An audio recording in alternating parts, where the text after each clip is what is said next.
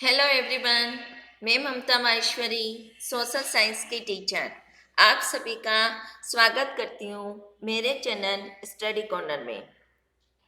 आज हम इस वीडियो में सीटेट से संबंधित करने वाले हैं। तो मेरी पिछले वीडियो में भी आपको सीटेट के शिक्षण विद्या और भूगोल के प्रश्न मिले थे। आज हम इस वीडियो में इतिहास का पेपर लेंगे, यानी कि 2011 में इतिहास से संबंधित जितने भी प्रश्न आए हैं सीटेट के पेपर में, वो आज हम इस वीडियो में करने वाले हैं। तो सभी आप लोग मेरी वीडियो को अंत तक देखते रहिए और सुनते रहिए और बार बार देखते और सुनते रहिए, ताकि आपको ये सभी 2011 का पेपर आपको याद हो जाए और आपका सीटेट अच्छी तरीके से सफल हो जाए। तो चलते हैं और वीडियो स्टार्ट करते हैं। ये इतिहास का है और इतिहास में इस वीडियो में हम 2011 का पूरा पेपर करेंगे। तो इसका क्वेश्चन नंबर 1 है, लगभग 3900 यानी कि 3900 वर्ष पूर्व आरंभिक नगर हड़प्पा और मोहनजोदड़ो कई कारणों से समाप्ति की कगार पर आने लगे। निम्नलिखित में से कौन सा उन कारणों में से एक कारण नहीं है? तो हमें वो कारण नहीं बताना है। कौन सा कारण नहीं है देखते हैं। फर्स्ट पॉइंट है इसका, नगरों के बीच आपसी प्रतिद्वंदिता और लड़ाई। नंबर 2, जंगलों के विनाश और बाढ़ के कारण नगर नष्ट हुए। नंबर 3, मवेशियों के बड़े बड़े झुंडों द्वारा चरागाह और घास वाले मैदानों को चराने से मृदा आवरण नष्ट हो गया। नंबर 4, नदियां सूख गई जिसके कारण नगर समाप्त हुए। तो इसका सही आंसर होगा पॉइंट नंबर 3, मवेशियों के बड़े बड़े झुंडों द्वारा चरागाह और घास वाले मैदानों को चराने से मृदा आवरण नष्ट हो गया। तो कौन सा सही होगा? पॉइंट नंबर 3 आपका इसका आंसर सही हो जाएगा। क्वेश्चन नंबर 2, ज्यादातर महाजनपदों की मजबूत किलेबंदी थी। क्यों थी मजबूत किलेबंदी?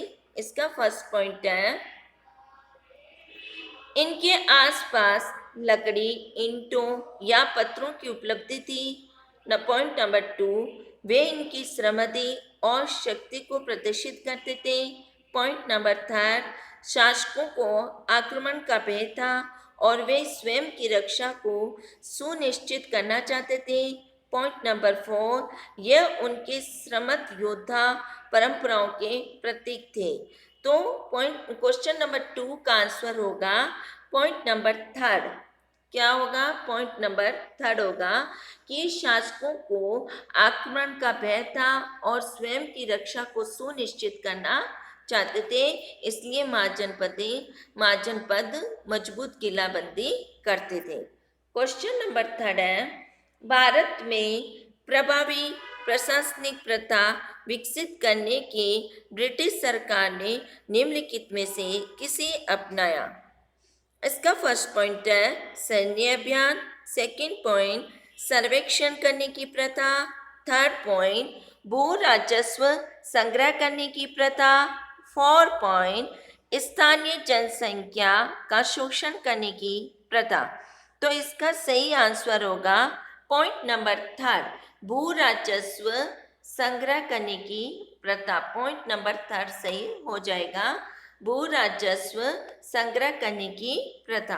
क्वेश्चन नंबर 4, यह हम 2011 में जितने भी इतिहास में क्वेश्चंस आए हैं वो हम कर रहे हैं इस वीडियो में। क्वेश्चन नंबर 4 है, नील खेती की दो मुख्य प्रणालियां थी। नील खेती की दो मुख्य प्रणालियां, ये सिंपल क्वेश्चन है, सभी को आता होगा। तो इसका फर्स्ट पॉइंट है निचोड़ क्रीज। सेकंड पॉइंट निचोड़ रैयती। थर्ड पॉइंट खरीफ और रबी। फोर्थ पॉइंट नीच और सीढ़ीनुमा खेती। तो इसका सेकंड ऑप्शन सही हो जाएगा, नीच और रैयती। नीच और रैयती। क्वेश्चन नंबर 5 है, ब्रिटिश शासन के अंतर्गत स्थानांतरित कृषकों को कौन सी समस्याओं का सामना करना पड़ा? तो इसका फर्स्ट पॉइंट है शोषण, सेकंड पॉइंट उनके कृषि उत्पादन में गिरावट आई, थर्ड पॉइंट उनकी गतिविधि प्रतिबंधित हो गई थी, फोर्थ पॉइंट बेरोजगार। तो इसका सही आंसर क्या हो जाएगा? थर्ड पॉइंट आंसर सही हो जाएगा इसका, कि उनकी गतिविधि को प्रतिबंधित हो गई थी। क्वेश्चन नंबर 6, गजनी के सुल्तान महमूद द्वारा सोमनाथ मंदिर को नष्ट करने के पीछे कौन सा मुख्य कारण था? इसका फर्स्ट पॉइंट है, वह वहाँ एक महल बनाना चाहता था। पॉइंट नंबर 2, उसे मंदिर की वास्तुकला पसंद नहीं थी। पॉइंट नंबर 3, उसने इस्लाम के महान नायक के रूप में श्रेय लेने की कोशिश की। पॉइंट नंबर 4, वह किसी अन्य उद्देश्य के लिए मंदिर का प्रयोग करना चाहता था। तो इसका सही आंसर हो जाएगा पॉइंट नंबर 3, उसने इस्लाम के महान नायक के रूप में श्रेय लेने की कोशिश की। कौन सा सही हो जाएगा? पॉइंट नंबर 3, उसने इस्लाम के महान नायक के रूप में श्रेय लेने की कोशिश की। क्वेश्चन नंबर 7, मध्यकालीन भारत में मंदिरों को के केंद्र के रूप में माना जाता था। इसका फर्स्ट पॉइंट वास्तुकला, सेकेंड पॉइंट सांस्कृतिक गतिविधियों, थर्ड पॉइंट बड़े पैमानों पर विदेशी व्यापार, फोर्थ पॉइंट सूफी आंदोलन। तो क्वेश्चन नंबर 7 का आंसर होगा सांस्कृतिक गतिविधियों। पॉइंट नंबर 2 सही हो जाएगा। क्वेश्चन नंबर 8, बंगाल में देश प्राय उन व्यक्तियों अथवा समूह द्वारा मंदिरों और अन्य धार्मिक भवनों का निर्माण करवाया गया था जो शक्तिशाली बन रहे थे। तो इसका फर्स्ट पॉइंट है, ये सुनिश्चित करने के लिए कि उन्होंने अच्छे कर्म किए हैं। पॉइंट नंबर 2, समाज में अद्भुत वास्तुकला का प्रदर्शन करने के लिए। पॉइंट नंबर 3, परिवेश का महत्व बढ़ाने के लिए। पॉइंट नंबर 4, अपनी शक्ति का प्रदर्शन करने के लिए, अपनी धर्मपरायणता घोषित करने तथा अनुयायी बनाने के लिए। तो क्वेश्चन नंबर 8 का सही आंसर हो जाएगा 4 पॉइंट, अपनी शक्ति का प्रदर्शन करने के लिए, अपनी धर्मपरायणता को घोषित करने तथा अनुयायी बनने के लिए। क्वेश्चन नंबर 9 है, निम्नलिखित में से कौन सा कथन परिस्थिति के बारे में गलत है? फर्स्ट पॉइंट, परिस्थिति में शासक या राजा की उपलब्धियों का वर्णन किया जाता है।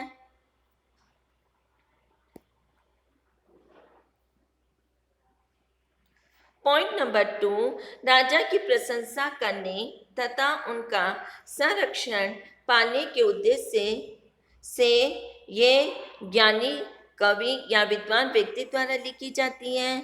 पॉइंट नंबर 3, प्राय राजा इन्हें स्वयं लिखा करते थे। पॉइंट नंबर 4, ये जिस काल से संबंधित है उस काल के इतिहास को मूल्यवान स्रोत है, उस काल के इतिहास के मूल्यवान स्रोत है।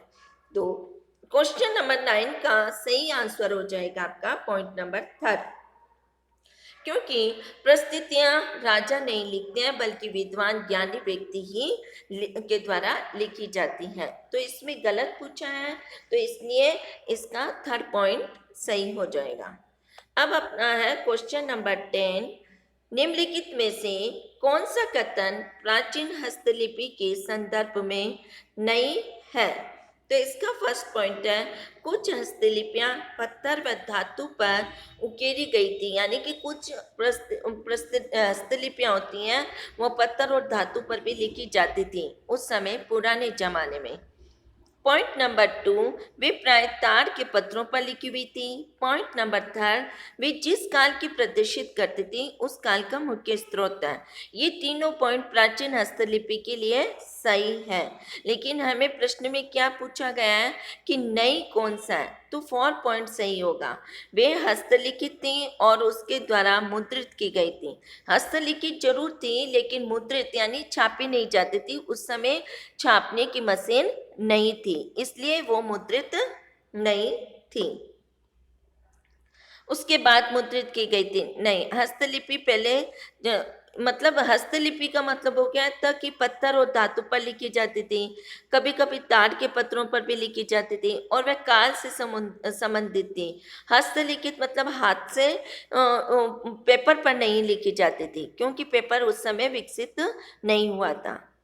अब क्वेश्चन नंबर 11 है। 19वीं शताब्दी के मध्य में ब्रिटिश इतिहासकारों ने भारत के इतिहास को 3 कालों में बांटा: हिंदू हिंदू भारत, मुस्लिम भारत और ब्रिटिश भारत। तो इस विभाजन का क्या आधार है? पॉइंट नंबर 1, ये याद करने में सुविधाजनक और सरल है। पॉइंट नंबर 2, यह इस विचार पर आधारित है कि शासकों का धर्म एक महत्वपूर्ण ऐतिहासिक परिवर्तन था। पॉइंट नंबर 3, इंग्लैंड का इतिहास भी इसी रूप में लिखा गया था। पॉइंट नंबर 4, ब्रिटिश लोग समझते थे कि वे इतिहास के उस बिंदु पर सर्वाधिक ज्ञानवान थे और इसलिए उन्होंने इस विभाजन का प्रयोग किया। तो क्वेश्चन नंबर 11 का सही आंसर होगा पॉइंट नंबर 2। पॉइंट नंबर 2 इसका सही आंसर होगा कि यह इस विचार पर आधारित है कि शासकों का धर्म एक महत्वपूर्ण ऐतिहासिक परिवर्तन था। क्वेश्चन नंबर 12, 19वीं शताब्दी के दौरान किस विकास ने बड़े पैमाने पर सामाजिक रीति रिवाज और व्यवहार के बारे में वाद विवाद तथा चर्चाओं को सुगम बनाया? ये क्वेश्चन वापस पढ़ते हैं, हम रिपीट करती हूँ। 19वीं शताब्दी के दौरान किस विकास ने बड़े पैमाने पर सामाजिक रीति रिवाज और व्यवहार के बारे में वाद विवाद तथा चर्चाओं को सुगम बनाया? इसका फर्स्ट पॉइंट पत्रिकाएं, सेकंड पॉइंट रंगमंच, थर्ड पॉइंट चलचित्र या मूवीज, फोर्थ पॉइंट रेडियो। तो इसका सही आंसर होगा आपका पत्रिकाएं, क्योंकि उस समय 19वीं शताब्दी में जितने भी अपने महान विभूतियां हुई थी वो अपने विचार पत्रिकाओं के माध्यम से एक दूसरे यानी कि जनता या समाज के पास पहुंचाते थे। क्वेश्चन नंबर 13, राजा राम मोहन राय जैसे समाज सुधारक स्त्रियों के विरुद्ध प्रचलित सामाजिक अन्याय जैसे सती होना के बारे में प्रचार प्रसार के लिए निम्नलिखित में से किस युक्ति का प्रयोग करते थे? पॉइंट नंबर 1, वे लोकप्रिय सामाजिक वातावरण की सहायता लेते थे। पॉइंट नंबर 2, वे सरकार के प्रभाव का प्रयोग करते थे। पॉइंट नंबर 3, वे अपनी सोच को सिद्ध करने के लिए प्राचीन धार्मिक पाठों में से श्लोक व वाक्य का प्रयोग करते थे। पॉइंट नंबर 4, वे लोकप्रिय राष्ट्रवादी नेताओं की सहायता लेते थे। तो इसमें क्वेश्चन नंबर 13 का सही आंसर हो जाएगा आपका थर्ड पॉइंट। वे अपनी सोच को सिद्ध करने के लिए यानी कि राजा राम मोहन राय अपनी सोच को सिद्ध करने के लिए प्राचीन धार्मिक ग्रंथों में से श्लोक या वाक्यों का प्रयोग करते थे कि प्राचीन ग्रंथों में से सती होना कहीं लिखा ही नहीं है, तो उसको सिद्ध करते थे, जनता को बताते थे। तो इस तरह उन्होंने सती के विरुद्ध ये आवाज उठाई थी। तो प्राचीन धार्मिक पाठों में से श्लोक या वाक्य का प्रयोग करके उन्होंने सती प्रथा को नष्ट किया। क्वेश्चन नंबर 14, भारत के राष्ट्रीय आंदोलन के नेताओं द्वारा रणनीति से संबंधित ऊपर दिए गए सारांश के आधार पर निम्नलिखित में से कौन सा सबसे बेहतर निष्कर्ष निकाला जा सकता है? एक आपको गद्यांश दिया गया, उसके आधार पर ही आपको यह निकालना है। तो इसका फर्स्ट पॉइंट होगा, स्त्रियों की भागीदारिता स्वतंत्रता संघर्ष को और अधिक आकर्षक बनाएगी। पॉइंट नंबर 2, स्त्रियों और पुरुषों को लेन देन की नीति का अनुपालन करने के लिए प्रोत्साहित किया गया। पॉइंट नंबर 3, भारतीय महिलाओं अपने भाषणों द्वारा अनेक लोगों को आंदोलनों में शामिल कर सकती थी। पॉइंट नंबर 4, राष्ट्रवादी नेताओं ने महिलाओं को उनके अधिकार दिलवाने के लिए समर्थन मांगा और वादा किया कि स्वतंत्रता के बाद उन्हें वोट देने का अधिकार दिलवाएंगे। तो क्वेश्चन नंबर 14 का सही आंसर होगा 4 पॉइंट कि राष्ट्रवादी नेताओं ने महिलाओं को उनके अधिकार दिलवाने के लिए समर्थन मांगा और वादा किया कि स्वतंत्रता के बाद उन्हें वोट देने के अधिकार दिलाएंगे। क्वेश्चन नंबर 15, महिलाओं के अधिकारों के संबंध में निम्नलिखित में से कौन सा कथन दिए गए अनुच्छेद के आधार पर गलत है? पॉइंट नंबर 1, अब महिलाओं ने अपने राजनीतिक अधिकारों सहित अपने अधिकारों की मांग के लिए आवाज उठाई। पॉइंट नंबर 2, स्वतंत्रता संघर्ष से जुड़ने के लिए सभी समुदायों से अनेक महिलाएं आगे आई। पॉइंट नंबर 3, महिलाओं को राष्ट्रवादी नेताओं का समर्थन प्राप्त हुआ। पॉइंट नंबर 4, महिलाओं के लेखन को सराहा नहीं गया। तो इसमें गलत पूछा गया, तो गलत होगा। क्वेश्चन नंबर 15 का 4 पॉइंट सही होगा कि महिलाओं के लेखन को सराहा नहीं गया। ये पॉइंट नंबर 4 सही हो जाएगा। क्वेश्चन नंबर 16, स्वतंत्रता के तुरंत बाद भारत द्वारा निम्नलिखित में से किसी समस्या का सामना नहीं किया गया? तो इसका फर्स्ट पॉइंट होगा भारत, पाकिस्तान और ग्रेट ब्रिटेन में समान रूप से संपदा और कर्ज का बंटवारा। पॉइंट नंबर 2, राजाओं द्वारा शासित राज्यों को भारतीय संघ में सम्मिलित करने का प्रयास। पॉइंट नंबर 3, आर्थिक विकास। पॉइंट नंबर 4, पाकिस्तान से आने वाले शरणार्थी। तो क्वेश्चन नंबर 16 का सही आंसर होगा पॉइंट नंबर 1 कि भारत, पाकिस्तान और ग्रेट ब्रिटेन में समान रूप से संपदा और कर्ज का बंटवारा। क्वेश्चन नंबर 17, 19वीं शताब्दी के दौरान अधिकतर शिक्षित महिलाओं को स्कूल भेजने की बजाय उनके उदारवादी पिताओं तथा पतियों ने उन्हें घर पर पढ़ाया। निम्नलिखित में से कौन सा कथन उपयुक्त प्रचलन का सही कारण नहीं है? पॉइंट नंबर 1, लोगों को भय था कि स्कूल लड़कियों को घर से दूर ले जाएंगे। पॉइंट नंबर 2, लड़कियों को घर पर पढ़ाने में पुरुषों को बहुत खुशी होती थी। पॉइंट नंबर 3, लड़कियों को स्कूल पहुंचने के लिए सार्वजनिक स्थानों से गुजरते हुए यात्रा करनी पड़ती थी और उनकी सुरक्षा एक चिंता थी। पॉइंट नंबर 4, उस समय इस बात का डर था कि स्कूल लड़कियों को घरेलू कार्य करने से रोकेगा। तो क्वेश्चन नंबर 17 का सही आंसर है पॉइंट नंबर 2, लड़कियों को घर पर पढ़ाने में पुरुषों को बहुत खुशी होती थी। तो ये हमने 2011 सीटेट के पेपर में जो भी इतिहास से संबंधित क्वेश्चंस आए थे वो हमने कंप्लीट किए हैं। उम्मीद है आप इस वीडियो में अंत तक देखते रहेंगे और अपने फ्रेंड के साथ शेयर, लाइक और सब्सक्राइब भी करेंगे।